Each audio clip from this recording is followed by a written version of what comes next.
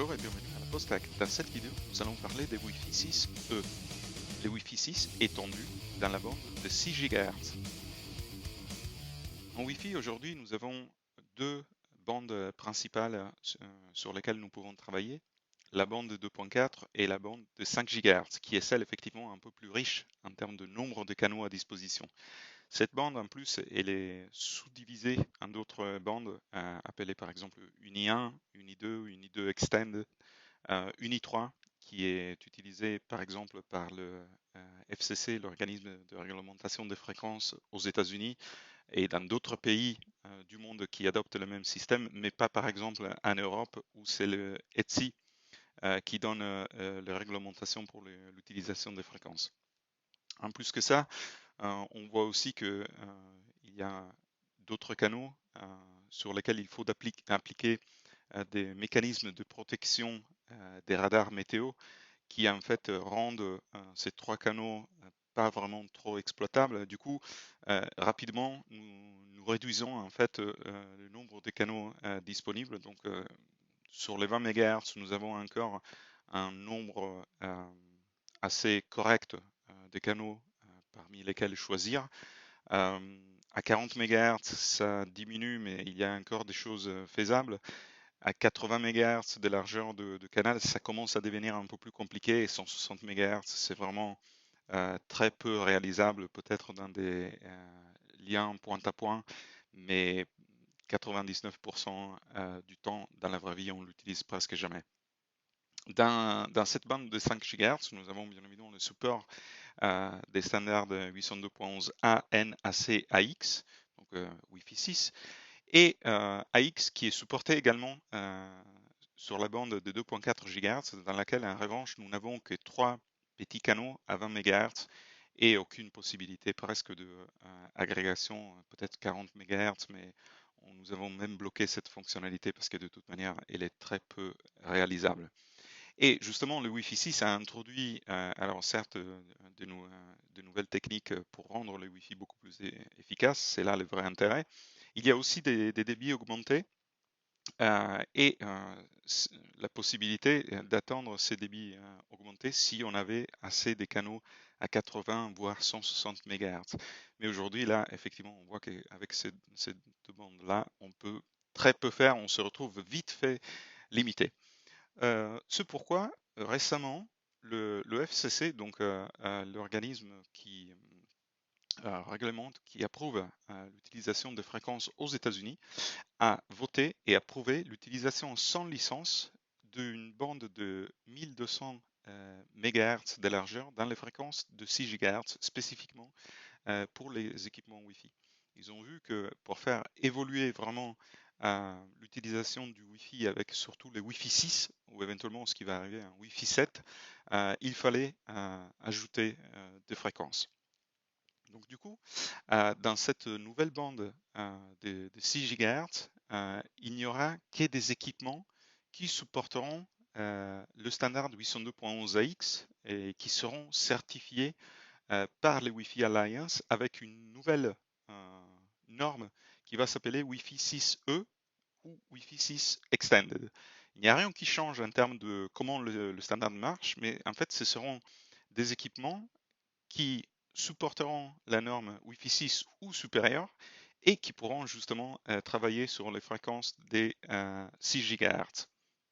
Alors certes, en termes de temps de certification et d'arrivée des équipements sur le marché, nous verrons le premier chipset Wi-Fi 6E ou plutôt les premiers chipsets qui supportent les 6 GHz arriver vers fin de l'année 2020, début de l'année 2021, avec une certification vraiment finale Wi-Fi 6E du Wi-Fi Alliance plutôt pour l'année 2021. Et tout ça encore, on reste dans les domaines de la FCC, donc aux US. Pour l'ETSI et le reste du monde, ça risque d'arriver relativement plus tard. De quoi il s'agit? Comment elle est composée, cette nouvelle bande des 6 GHz? Ben, nous avons deux fréquences limites, donc 1200 MHz de largeur avec des sous-bandes, un peu comme les 5 GHz aujourd'hui, où on a les UNI 1, 2 et 3. Bah là, on a les UNI 5, 6, 7 et 8. Alors, si on fait un calcul bête et méchant, on dit 1200 MHz divisé par des canaux à 20 MHz, bah, ça donne 60 canaux. En réalité, c'est pas exactement ça.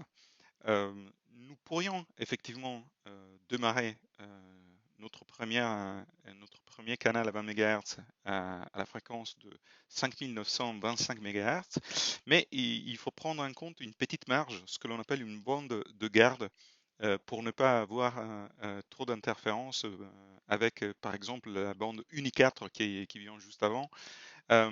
Donc un minimum de 10 MHz, mais le FCC il se dit bah, attention, il y a quand même d'autres pays dans le monde, notamment en Europe, euh, pour qui 10 MHz ne suffit pas, ils ont d'autres systèmes radio.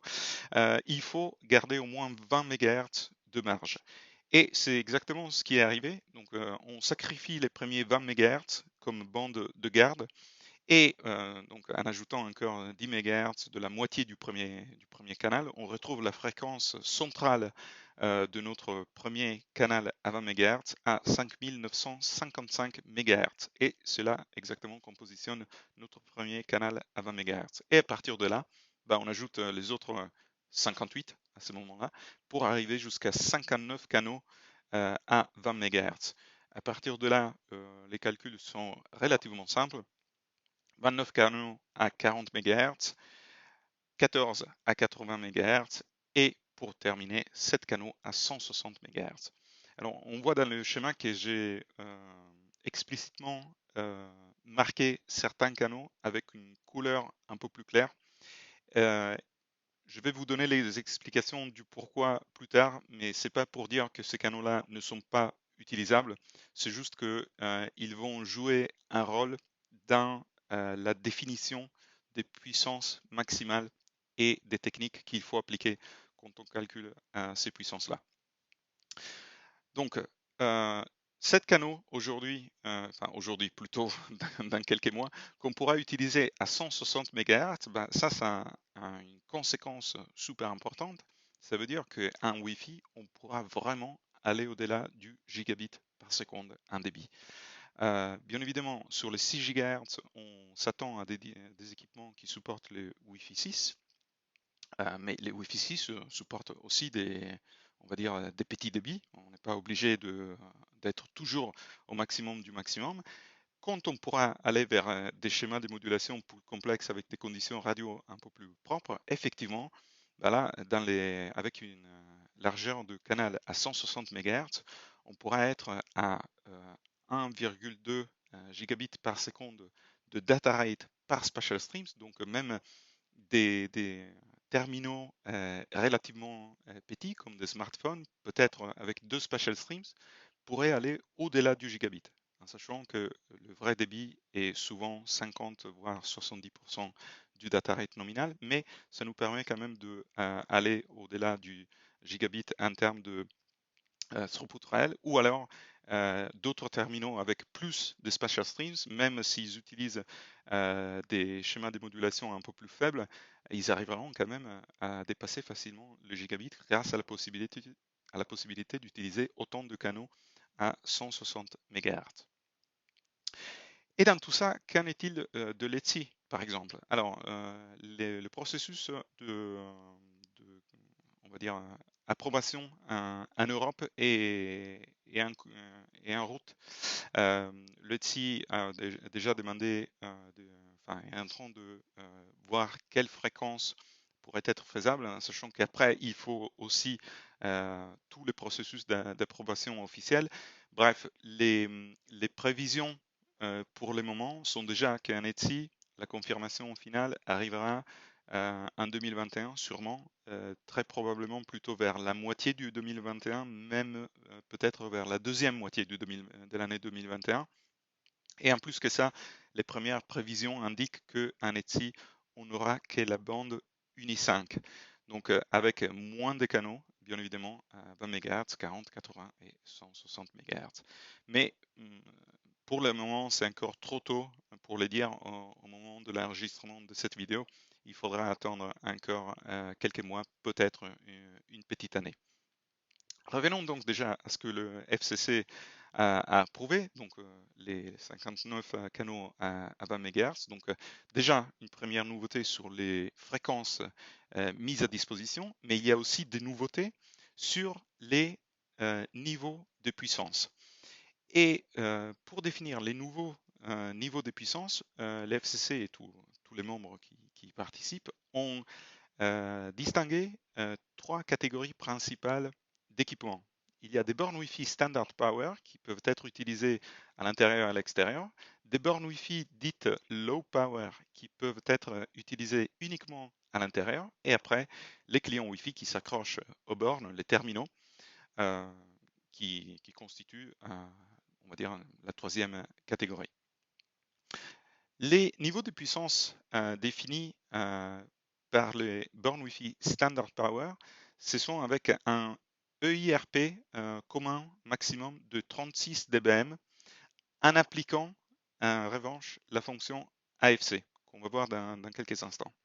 Pour les bornes Wi-Fi Low Power, il y a une nouvelle définition de la puissance maximale qui n'est plus exprimée comme un EIRP pardon, euh, de base, mais plutôt avec un nouvel acronyme qui s'appelle PSD, Power Spectral Density, de 5 dBm par MHz. On va voir ce que ça veut dire dans quelques instants.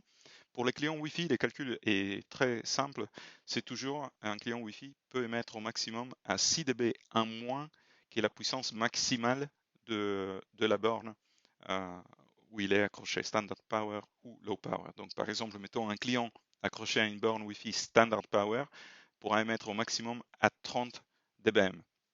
En sachant que dans ce cas-là, la borne, elle aussi, va se caler plutôt à 30 dBm, voire moins, pour matcher la puissance d'émission du client et éviter les scénarios du trafic one-way.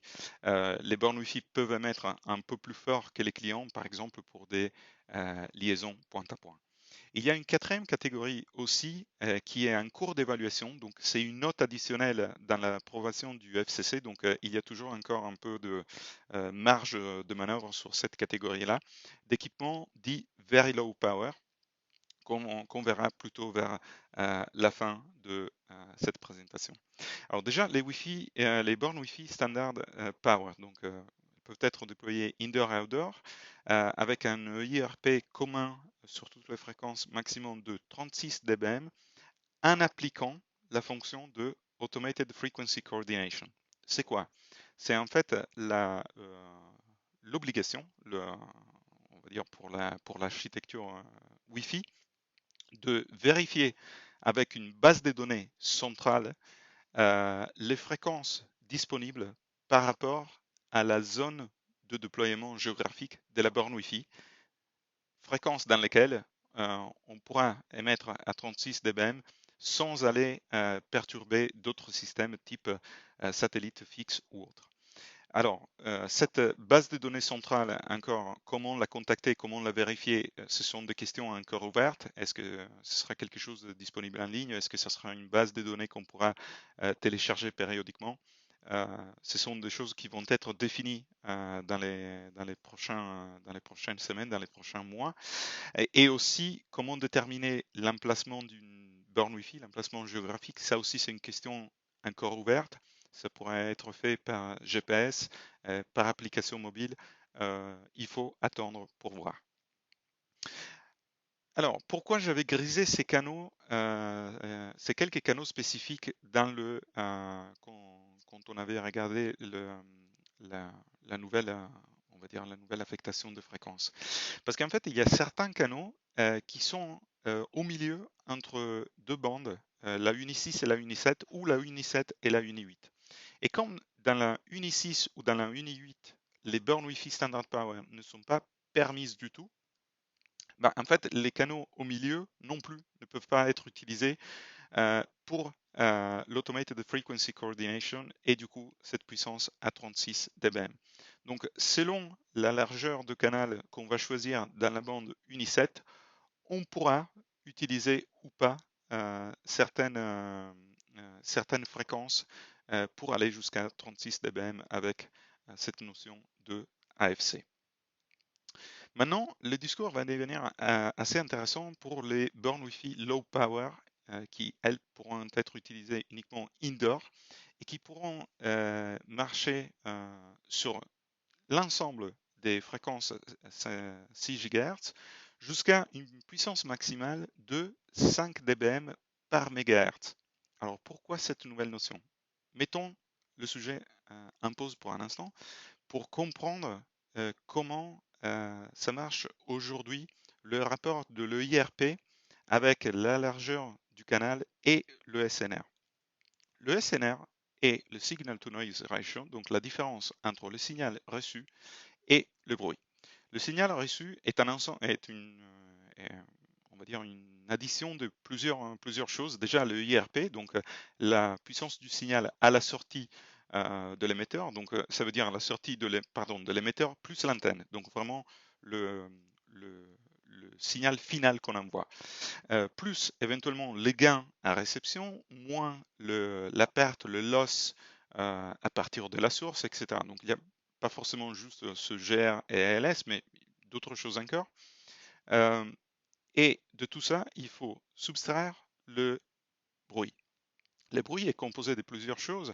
Il peut être composé d'une noise figure, donc on va dire une valeur qui dépend du modèle d'atténuation de l'environnement où on a déployé notre Wi-Fi, et aussi d'une autre valeur qui s'appelle thermal noise ou aussi floor noise parfois. Si on essaye on va dire d'élargir un peu cette équation, on voit que notre thermal noise est composé, on va dire, de plusieurs choses. Alors, le son tombé, le logarithme de la constante de Boltzmann plus la température fois 1000 parce qu'on calcule les choses plutôt en dBm, donc milliwatts, etc. Mais il y a aussi une composante qui est en fait les logarithmes sur base 10 de la bandwidth, donc de la largeur du canal. Et on voit qu'à la fin des comptes, le SNR est donné par le IRP plus des trucs, moins d'autres choses, moins à la fin, ce logarithme qui dépend de la largeur de notre canal. Et du coup, à parité de IRP, si notre largeur de canal double, bah, notre SNR diminue de 3 dB.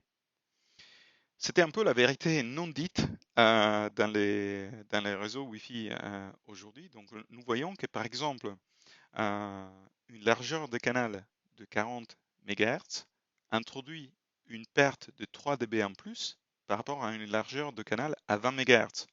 Une largeur de canal à 80 MHz introduit une perte de 6 dB en plus par rapport à une largeur de canal à 20 MHz. Et du coup, quand on définissait un IRP maximum de 30 dBm sur les 20 MHz, par exemple, dans la bande de Zuni 2 Extended dans les 5 GHz, ben, en fait, si on passait sur des canaux à 40 MHz, on avait 3 dB de perte en plus, donc ce qu'on pourrait appeler un IRP effectif de 27 dBm plutôt. Si on allait sur des largeurs de canal à 80 MHz, on avait en fait un EIRP effectif de 24 dBm.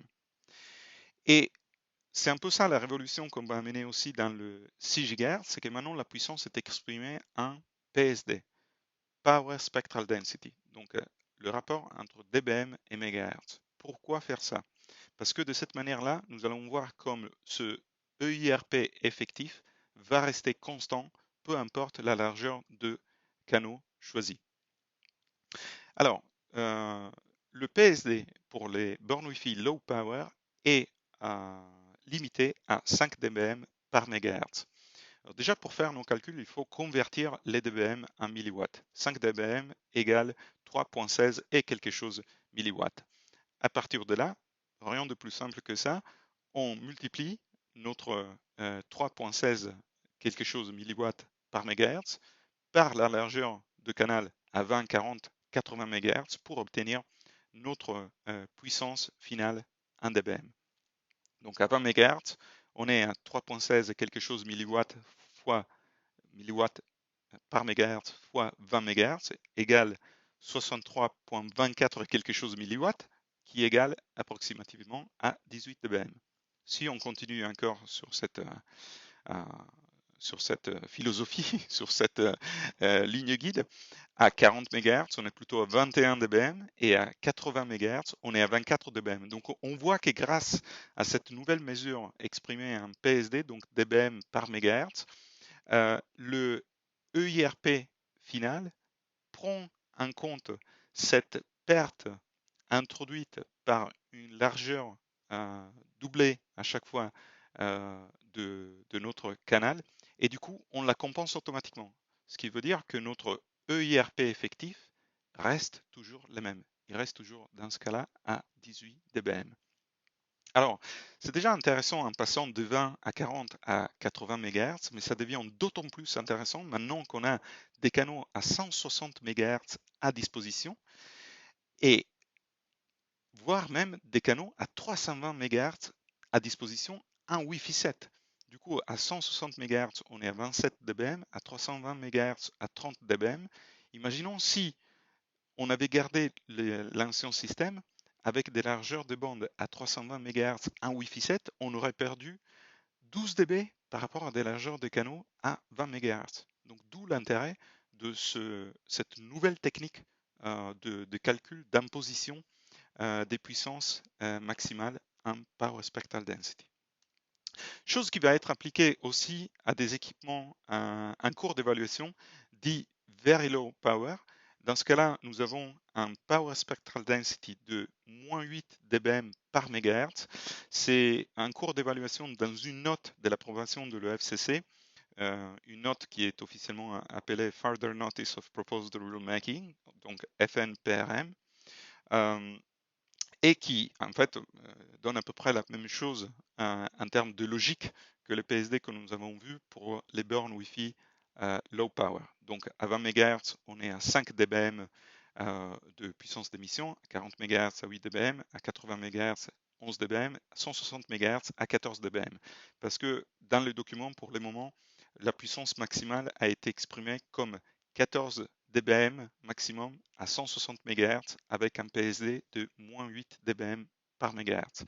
Les 320 MHz n'ont pas vraiment été évoqués dans cette catégorie d'équipements. Catégorie d'équipements qui sont à la fois des bornes ou des terminaux Wi-Fi, comme des smartphones qui peuvent devenir des bornes quand on active un partage de connexions, des consoles de jeux, ou alors peut-être quelque chose d'un peu plus utile pour d'autres métiers, mais en gros pour des connexions à courte portée. Voilà donc, Wi-Fi 6E sera la prochaine norme introduite par le Wi-Fi Alliance pour certifier les équipements qui supporteront les 6 GHz et qui seront des équipements qui pourront marcher uniquement à partir du standard Wi-Fi 6. Donc on ne s'attend pas à des équipements qui ne s'arrêteraient qu'au Wi-Fi 5, au 11AC sur les 6 GHz, bien que on pourrait quand même aller vers des débits assez faibles, mais c'est quand même à partir de la norme du standard 11AX qu'on va utiliser les 6 GHz. Donc des nouveaux canaux, des nouvelles catégories de terminaux et des puissances d'émission, et encore une fois, des grosses nouveautés qui vont arriver. Alors oui, un Wi-Fi 6, mais on verra bien sûr aussi un Wi-Fi 7. Et avec ça, n'hésitez pas à vous rapprocher de vos équipes de compte Cisco pour encore plus de détails sur les Wi-Fi 6E. Cisco est bien évidemment fortement engagé dans cette nouvelle norme. Une petite référence vers les documents officiels de la FCC, si vous voulez y jeter un œil vous-même. Merci encore pour votre écoute et à la prochaine sur la Post-Tech.